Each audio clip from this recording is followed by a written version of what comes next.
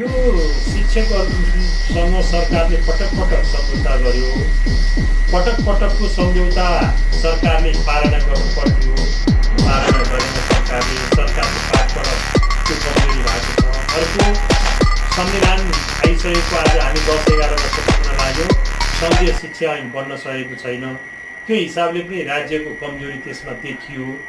तर जुन अवस्थामा अहिले शिक्षक सङ्गठनहरूले हडताल गरेर अनि 12 कक्षाको परीक्षा नै लिन नसक्ने अवस्था उत्पन्न गराएर आम हडतालमा उत्रेका छन्। यसले सामुदायिक शिक्षाको स्तर खस्किने र निजी स्कुलहरूको व्यापार बढ्ने देखिन्छ।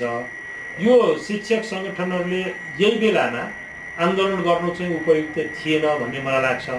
उहाँहरूले उठाएका अधिकांश मागहरू जायज छन्, तर आन्दोलन गर्ने समय चाहिँ उपयुक्त होइन भन्ने लाग्छ।